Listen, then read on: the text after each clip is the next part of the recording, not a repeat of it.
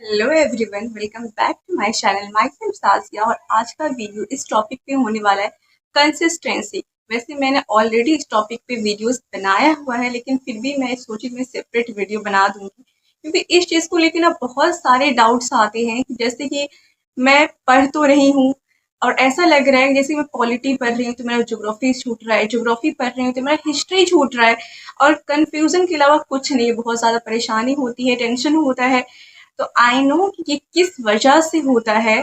वही चीज़ मैं आज इस वीडियो के थ्रू मैं आपसे शेयर करने वाली हूँ। एंड आपके कोई भी डाउट्स हो तो आप मुझे कमेंट सेक्शन में ना आप बता सकते हो, आई डेफिनेटली रिप्लाई। चलिए वीडियो स्टार्ट करते हैं। देखिए, सबसे फर्स्ट तो ये है कि जब आप पढ़ना स्टार्ट करते हैं तो मैं तो कहती हूँ कि आपको ना अपना डेली का टारगेट सेट करना चाहिए। जैसे कि आपको ना मतलब जो भी पढ़ना है कल, आपको नाइट में अपना एक छोटा सा डायरी में लिख लेना चाहिए कि हाँ मुझे ये चीज़ पढ़ना है। लेकिन फिर भी मैं बता देती हूँ एक सही स्ट्रैटेजी आपकी क्या होनी चाहिए पढ़ने की। फर्स्ट तो है कि आप लिख लीजिए कि आपका जो भी ऑप्शनल है, आप ऑप्शनल 3 आवर्स देंगे ही देंगे। 3 आवर्स में से आप 2 आवर्स क्लासेस कीजिए एंड 1 आवर्स क्लासेस में आपने जो भी पढ़ा है उसका आप रिवाइज करती चलिए। आपको बैकलॉग नहीं छोड़ना है कि नहीं आज नहीं पढ़ना है कल पढ़ना है। ये गलती बहुत सारे एस्पिरेंट्स करते हैं, लेकिन ये गलती आपको नहीं करनी है। सेकेंड है, 2 जीएस का पेपर लेके चलिए। यहाँ पे ना सबसे बड़ा कंफ्यूजन होता है। यहाँ पे इंसान पॉलिटी पढ़ रहा है तो फिर कभी ज्योग्राफी तक, कभी मतलब एथिक्स, ऐसे नहीं पढ़ना होता है। मतलब जीएस पेपर, 2 जीएस का मतलब होता है कि आप जीएस पेपर 1 से पढ़ना स्टार्ट कीजिए। जैसे कि अगर आप ज्योग्राफी पढ़ रहे हैं तो ज्योग्राफी में भी फिजिकल ज्योग्राफी होता है, इंडियन ज्योग्राफी होता है, वर्ल्ड ज्योग्राफी होता है। तो ऐसे आप डिवाइड कीजिए, फिजिकल ज्योग्राफी के साथ आप एनिशियंट हिस्ट्री पढ़िए। ये कॉम्बिनेशन ज्यादा अच्छा होता है। अगर आप दो को लेकर चल रहे हैं तो ज्यादा। और इसके बाद जैसे कि ancient history plus physical geography. और जब तक ये आपका कंप्लीट नहीं हो जाता तब तक आपको कोई भी तीसरा सब्जेक्ट नहीं उठाना है। हमारी सबसे बड़ी गलती तो यही होती है ना, हम क्यों कंफ्यूज होते हैं। हम एनिशियंट हिस्ट्री पढ़ रहे हैं, हम आधा छोड़ दे रहे हैं, हम फिर ज्योग्राफी पढ़ रहे हैं, आधा छोड़ दे रहे हैं, फिर हम इन्वायरमेंट पढ़ ले रहे हैं। ऐसा नहीं होता है, इसमें सिर्फ आपका सब कुछ आधा अधूरा रह जाएगा, कुछ भी कंप्लीट नहीं होगा। इसलिए मैं बोल रही हूँ कि जब तक आपका एनिशियंट हिस्ट्री, ज्योग्राफी, उसकी जगह आप कुछ और भी रख सकते हैं, लेकिन मतलब ये करिएगा कि आपको सिर्फ जीएस पेपर 1 से स्टार्ट करना है, जीएस पेपर 2 या 3 से स्टार्ट नहीं करना है। और जब तक वो आपका 2 जीएस कंप्लीट नहीं हो जाता अच्छे से, तब तक आपको ना कोई तीसरा सब्जेक्ट नहीं उठाना है।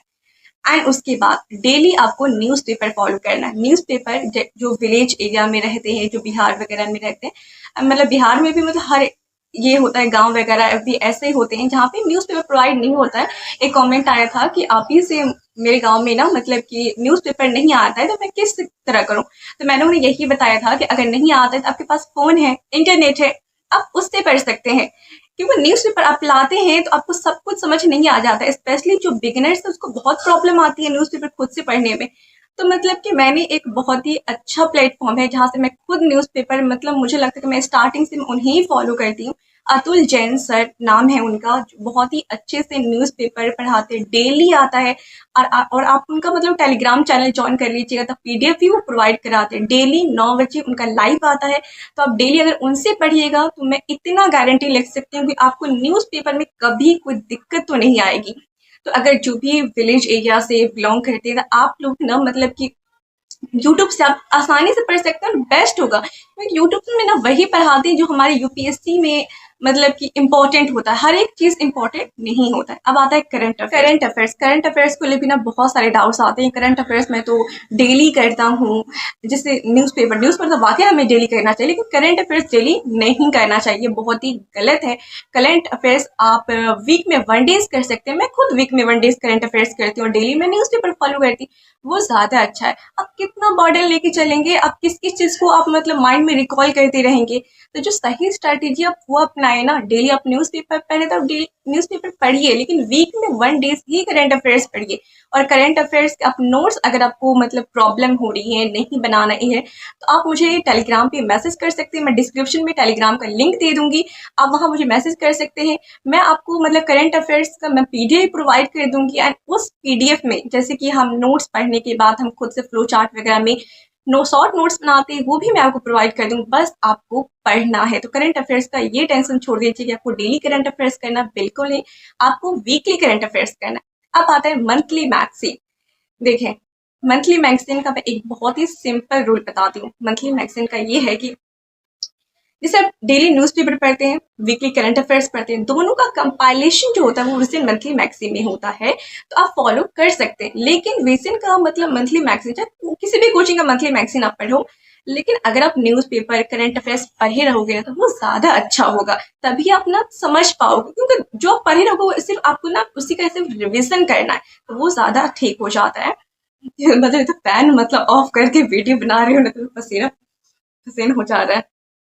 तो वो चीज़ ठीक है। तो वो यहाँ आपका मतलब ये चीज़ तो क्लियर हो गया ना कि आपको मतलब द हिंदू कैसे पढ़ना है, आपको मतलब करंट अफेयर्स कैसे पढ़ना है, आपको मतलब रिसेंट मैगजीन कैसे पढ़ना है। इसमें बहुत सारे एस्पिरेंट कंफ्यूज रहे, तो मैं सोची आज मैं वीडियो सेपरेटली बना ही देती हूँ ताकि ये जो कंफ्यूजन है करंट अफेयर्स को लेकर वो क्लियर हो जाए। अब आते हैं आंसर राइट।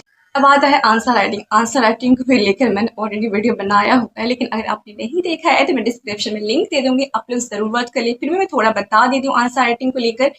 देखिए, आंसर राइटिंग करने का बहुत ही सिंपल मेथड है। जैसे मैंने अभी बताया कि अगर आप दो चीज पढ़ रहे हैं, तो जिस टॉपिक को आप पढ़ रहे हैं उसी टॉपिक से रिलेटेड ना आप क्वेश्चन प्रैक्टिस कर सकते हैं। क्वेश्चन लिखिए उसी टॉपिक से रिलेटेड, क्योंकि वो आपका पढ़ा हुआ होता है। आई नो कि आपको स्टार्टिंग में बहुत प्रॉब्लम, इंट्रोडक्शन में क्या डालूं, मेन बॉडी में क्या डालूं, कंक्लूजन मेरा कैसा हो सकता है। अगर आपको आइडिया लेना है ना तो आप टॉपर कॉपी गूगल से सर्च कर ले, बहुत ही इजिली अवेलेबल आपको मिल जाएगा वहां पे। और आप एक आइडिया ले सकते, सिर्फ आइडिया लेना है, कॉपी नहीं करना है, क्योंकि कॉपी करने से कोई फायदा होने वाला है नहीं। आइडिया हमें इससे लेना है कि जीएस पेपर 1 का जो मतलब वो हिस्ट्री का क्वेश्चन है वो लोग किस तरह करते हैं, ज्योग्राफी में वो लोग किस तरह क्वेश्चन करते हैं, तो इससे आपको आइडिया मिल जाएगा और इसी आइडिया को आप अपने इसमें ये करिएगा और उसके बाद आप आंसर राइटिंग स्टार्ट कीजिएगा। देखिए, आंसर राइटिंग या कोई भी चीज अगर हम स्टार्ट करते हैं वो एक दिन में हम नहीं सीखते हैं, हमें बार बार प्रैक्टिस करनी होती है। ये चीज आप लोग को भी पता होगा, इसलिए मैं बोल रही हूँ कि अगर आप आंसर राइटिंग कीजिएगा तो करते करते वो चीज आपको हैबिट बन जाएगी और फिर आपका सही हो जाएगा। तो आंसर राइटिंग के लिए मैं यही बोलूंगी कि आंसर राइटिंग आपको प्रैक्टिस करना चाहिए, और किस तरह करना चाहिए वो भी मैंने आपको बता दिया है। इसके अलावा मुझे लगता है कि एक और डाउट्स है जो बहुत ही ज्यादा मतलब ये लगता है कि जो स्टैंडर्ड बुक पढ़ते हैं, जो सेल्फ मतलब की स्टडी करते हैं, वो स्टैंडर्ड बुक ज्यादा फॉलो करते हैं। चलो, स्टैंडर्ड बुक कुछ हद तक ठीक है, आप हर एक चीज का स्टैंडर्ड बुक मत पढ़ने लग जाएगा। स्टैंडर्ड बुक में अगर आपको पढ़ना हो तो आप लक्ष्मीकांत पढ़ सकते हैं, पॉलिटी के लिए, मॉडर्न हिस्ट्री के लिए स्पेक्ट्रम पढ़ सकते हैं, एनिशियंट हिस्ट्री के लिए आर एस शर्मा की बुक आती है, मिडावल हिस्ट्री के लिए सतीश चंद्रा की बुक आती है, जो मैंने ऑलरेडी बुक लिस्ट बताई हुई है। अगर आप लोगों ने नहीं देखा वो वाला वीडियो तो जरूर कर लीजिएगा, वॉच आउट कर लीजिएगा, मैं डिस्क्रिप्शन में उसका भी लिंक दे दूंगी। लेकिन हर एक सब्जेक्ट के लिए, और एक बात, जब आप खुद से भी पढ़िए ना स्टैंडर्ड बुक, तो एक चीज का ध्यान रखिएगा कि जो टॉपिक आप पढ़ रहे हैं आप एक बार जरूर कोशिश कीजिए कि आप उस टॉपिक को यूट्यूब से पढ़े। मतलब कोई अगर हमें समझाता है ना तो वो चीज ना ज्यादा समझ आ जाती है, अब वो हमारे दिमाग में ना बैठ भी जाती है। लेकिन जो चीज हम खुद से पढ़ते हैं ना, हम सिर्फ पढ़ते जाते हैं, नहीं आज मुझे ना 20 पेज पढ़ना है, नहीं आज मुझे 30-45 पेज पढ़ना है। पढ़ने से कुछ नहीं होता, पढ़ने को इंसान ना मतलब एक हफ्ता में पूरा लक्ष्मीकांत खत्म, एग्जाम्पल दे रही हूँ, खत्म। लेकिन खत्म करने से क्या होगा, हमें समझ आना चाहिए, वो ज्यादा इंपॉर्टेंट है। और समझ कैसे आएगा, जब हमें ना कोई वैसा समझाने वाला मिलेगा। तो इसलिए मैं कह रही हूँ कि अगर आप मतलब लक्ष्मीकांत, फिर स्पेक्ट्रम जो भी पढ़ रहे हैं, आप पढ़ने से पहले आप एक बार जरूर यूट्यूब से उसका एनालिसिस देखिए। मतलब मैं इतना गारंटी ले सकती हूँ ना कि यूट्यूब से एनालिसिस देखने के बाद जब आप पढ़िएगा तो आपको लगेगा आप रिवीजन कर रहे हैं। फिर भी मैं ना बता देती हूँ कि आपको अगर पॉलिटी अगर आप पढ़ रहे हो लक्ष्मीकांत, आपने को ना ये ललित यादव सर हैं, आप यूट्यूब पे सर्च कीजिए ललित यादव बाय लक्ष्मीकांत। इतने अच्छे से वो एनालिसिस कराते हैं ना, मुझे लगता है दोबारा अगर आप पढ़िएगा स्टैंडर्ड बुक ऐसे लगे आप रिवीजन करें, बहुत अच्छे से वो समझाते हैं। तो आप उसके लिए फॉलो कर सकते हैं, बस इतना ही। एंड ये कुछ बेसिक डाउट्स थे जो मुझे बार बार पूछे जा रहे थे। और मतलब होता नहीं कि आप किसी का रिप्लाई देते हो, किसी का नहीं देते हो, तो मैं एक वीडियो ही बना देती हूँ सबके लिए हेल्पफुल रहेगा। एंड आपको वीडियो हेल्पफुल लगती हो तो लाइक सब्सक्राइब शेयर जरूर कर लीजिएगा। एंड आपके कोई भी डाउट हो तो आप मुझे कमेंट सेक्शन में पूछ सकते हैं, एंड टेलीग्राम का मैं चैनल डिस्क्रिप्शन में दे दूंगी, आप वहाँ मुझे मैसेज करके कोई भी डाउट